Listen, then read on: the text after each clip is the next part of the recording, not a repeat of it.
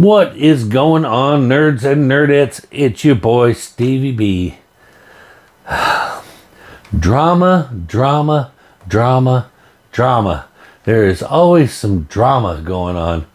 This time it comes not in the comic book community, but in the wrestling community. Why am I doing a video about wrestling community? Well, I'll tell you. Because the wrestling community and the comic book community are a lot like the comic book community and the manga community.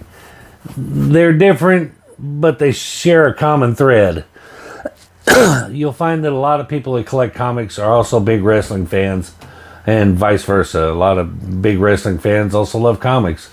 And I think the reason for that is, think about what is wrestling but just a big live action comic book playing out right before your eyes.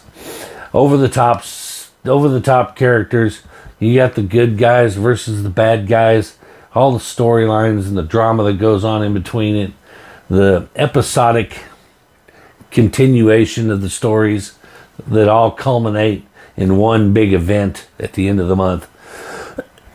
Or year sometimes. Sometimes they stretch them things out for a year. And that's what wrestling is. To me, it's one big comic book. Now, full transparency, I haven't been into wrestling for a long time. Honestly, I used to be a diehard WWE fan and used to watch it religiously until they had no competition anymore. And then once they had no competition anymore, it got stale. And once Vince McMahon's wife ran for political position and he had to PG up his show and the Attitude Era ended, it just fell flat for me. And I stayed away so long. And you know what happens when you stay away from something so long? It's hard to go back to it because so much has changed. There's so many new characters and you feel like you're starting over and you don't know anything anymore. So it's hard to get back into it. So I kind of cheat. A lot of videos out there, like on TikTok, Instagram, or not Instagram, but YouTube, and stuff that, and of course, and then some on Instagram, but they're like the crib notes for the week's shows, and they kind of keep you updated and hit the high spots. And that's kind of what I like. That's how I follow along. I hit the high spots, mostly on TikTok, to be honest with you. Little 5-minute clips where they talk about the high points in Raw and SmackDown and AEW and all that. But anyway, now that you know why I'm here talking about it, let's talk about the drama. Vincent Kennedy McMahon. Oh my God, has he stepped in it or what? Look, if you've been living under a rock, or if you don't follow wrestling, you may not know what's going on. But okay, a few years back, first of all, it was discovered that he was paying hush money to 4 or 5 WWE employees who remained unnamed, hush money for sexual favors. Apparently he was screwing around with the help and then paid him off some hush money to keep quiet about it, and they figured out he was paying out some hush money. So they unceremoniously booted him off the board, and then they decided that they were going to sell WWE to the parent. I can't remember the parent company, TKO something, but that owns UFC. Basically, UFC bought out. Company that owns UFC also was trying to buy out WWE. So Vince muscled his way back into the company because he was still a majority shareholder. So he muscles his way back into the company by telling them, you can't do squat without me. So they have forced him to let him back in. And at that point, even his own daughter quit the company. I mean, the day he announced he was coming back was the day she announced she's leaving. So that speaks volumes. Well, to try to get through this in a little more rapid pace here. Fast forward a few years later, one of the women that he paid the hush money to, apparently he stopped making payments on his hush money. And Janelle, her name was Janelle, I'll put her name up here. We'll put it up here. It's public knowledge. But anyway, he stopped paying hush money, so she decided she's just going to blow the whistle on him and file lawsuits against him, WWE, John Laurinaitis, who is the director of talent relations, I believe, for WWE, and go after him hard. And she released text messages and stuff between her and Vince McMahon. And the story she painted was the most horrific stuff you can imagine. You guys know me. I don't have much of a filter, but there are some things that I won't even say on my channel. That's how evil these things are.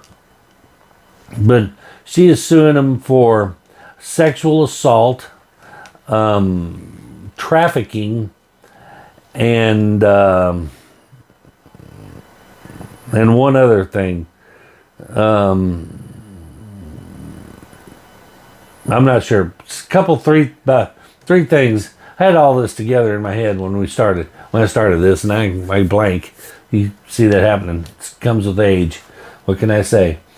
But anyway, she has allegations that not only did Vince McMahon hired her on, and she was down on her luck, lost her house, lost her job, death in the family, blah, blah, blah. Somebody hooked her up with Vince McMahon, who said he would help her out, and hired her on, basically created a position in the legal department for her. So it's not one of the divas of the female wrestlers. She was one of the office workers. Created a position for her in the legal department, and got her in there, and then began grooming her, making inappropriate comments, just little by little, inviting her over to his house to talk, and then answering the door in his underwear, and just basically little by little grooming her till he got to the point where he promised her significant career advancements and stuff in exchange for sexual favors. and he groomed her and to the point where she caved in. And not only was she performing sexual favors for him, but he was essentially pimping her out to John Laurinaitis and a few other friends. And even Brock Lesnar's name was not brought up, but they referred to a WWE and UFC superstar. I mean, it walks like a duck, talks like a duck. It's Brock Lesnar. So apparently he was trying to use her to coax Brock Lesnar into re-signing with WWE by sending him explicit photos and videos and everything, and then Brock had texted her and said, "Let's get together for a play date," but it never happened due to inclement weather. Kept him from there, so that might have saved his life right there. Basically, all he's guilty of is oogling dirty pictures that somebody sent him and saying he liked them. So that might save him from any kind of legal trouble. But at any rate, but there was instance where Vince McMahon and John Laurinaitis locked her in an office and held her down. And yeah, the big R, let's just say, basically, she said no, no, and Vince McMahon was quoted as saying no means yes, and they took turns.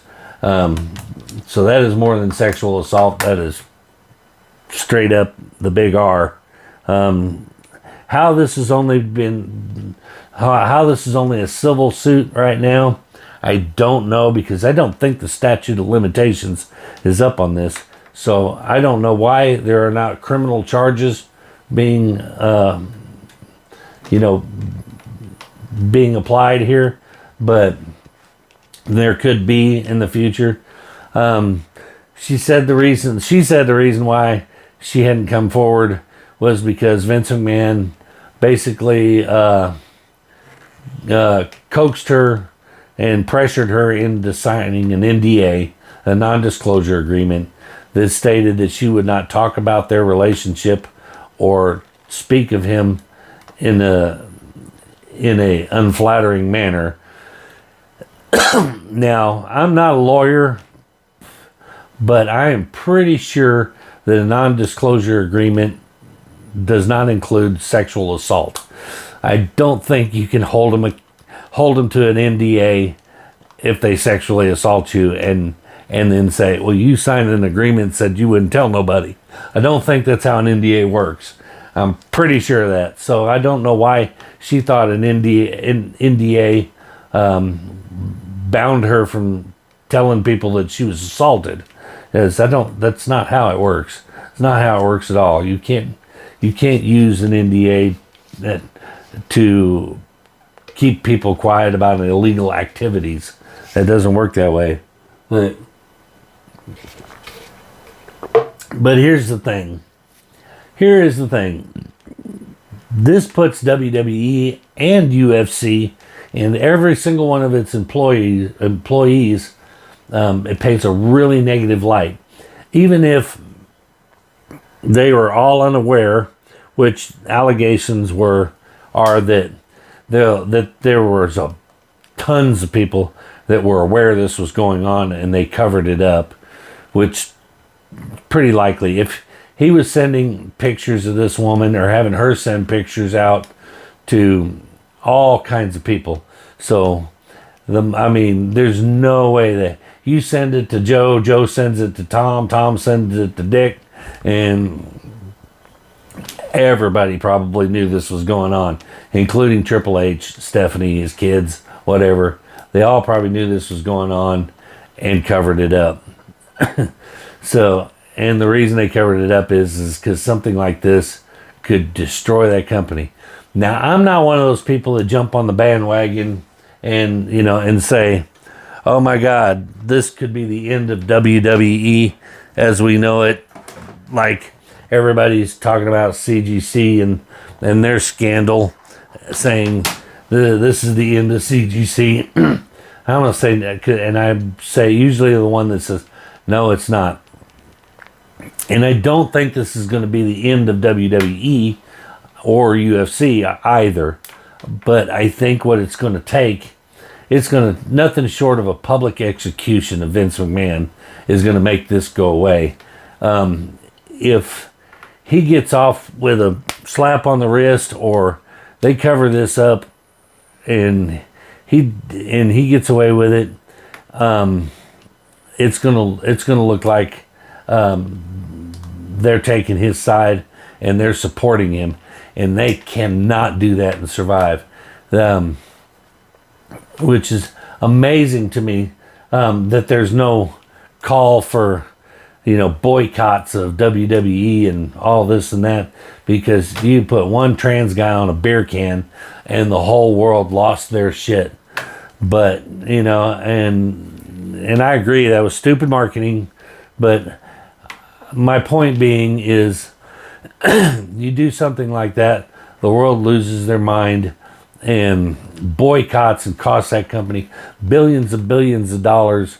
And then you get something like this on a multi-billion-dollar company where the face of the company, the founder of the company, is caught doing, sexually assaulting someone, and people are quick to turn a blind eye to it, and still support that company. People still support Mike Tyson. He was a convicted rapist and admitted. People still munching them Subway sandwiches. Jared Fogle, we all know what he did. So there's a lot of selective outrage, to quote Chris Rock. A lot of selective outrage. People are, picking and choosing. I can do without Subway, but I can't do without my wrestling. I can drink another beer, but but I still gotta like Mike Tyson. So this is one of those things that I'm not saying I don't watch it I don't watch it anyway. I kind of keep up with it, like I said, through the rag sheets and on social media. But I'm not saying everybody needs to go burn this place down, and I'm not calling for a boycott. I'm just saying that I'm surprised that the fans haven't turned on the company and called for a boycott. All the cancel culture out there, but this one's going to slide through the cracks, really. But anyway, but like I said, nothing short of a public execution is going to appease people for this. And the thing is that his actions soil and tarnish the reputation and of everyone employed by that company. And if it were me personally, I would distance myself. And to make things matters worse, literally the day before, The Rock took a board position with TKO, the parent company of WWE and UFC now. He took a board of directors position on there, and man, and as soon as he took it, just steps right in it. And so now it's not a good look for him, because he was around during these times, He'd gone off to do movies by then, but this has been going on this isn't a new development. This isn't something that just started happening when the man turned 80, I guarantee you. He's been in trouble before for sexual harassment. Sable tried to sue him for sexual harassment, and he unceremoniously fired her and then brought her back just to humiliate her and disgrace her again, make her bark like a dog and all this. But you've seen, it's like, it kind of reminds me of that movie like The Sixth Sense, or movies like that, where you watch it and you're so enthralled with it that you don't really pay attention until the end, and they drop that big bomb, and then you go, oh my God, it was so obvious through the whole movie, and then it all fits together. This is the same kind of thing.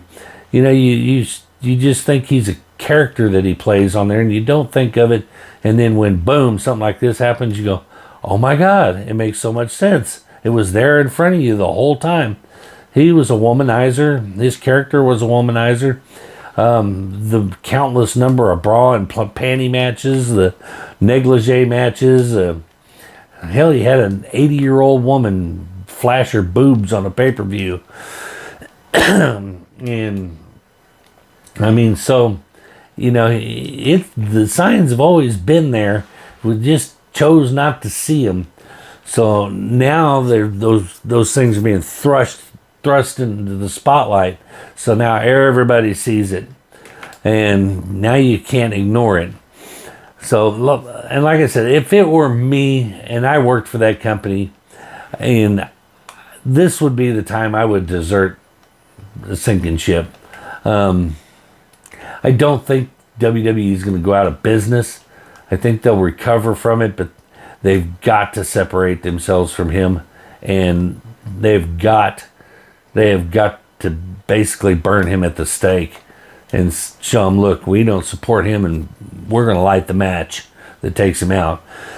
Meanwhile, over at AEW, they're all going,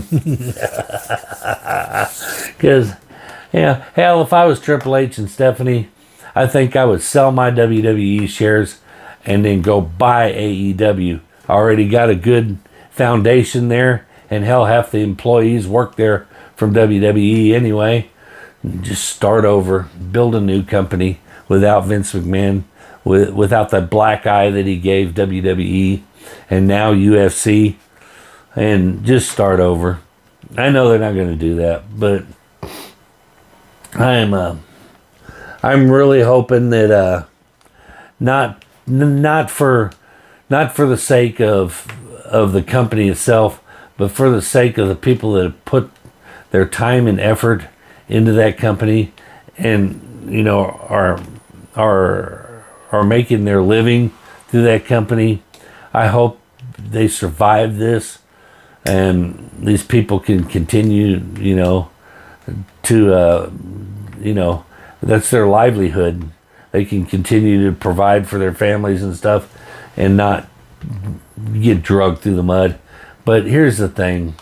We all know it, what happens in the celebrity world. Once those allegations come out once, they're going to be lined up around the block. They're all going to come out. This girl said she wanted to come out to maybe show enough courage that maybe her courage coming out will inspire others to step up and come out and make sure this never happens again. Whatever. John Laurinaitis, he quit. I mean, the minute they brought his name in, he was like, I'm gone. I mean, he knows his goose is cooked. So that shows that's a sign of guilt right there. The fact that I don't think that he necessarily ran, but but the fact that he was like stepping way back away from it and trying to get a distance himself from the whole thing kind of tells me he's guilty.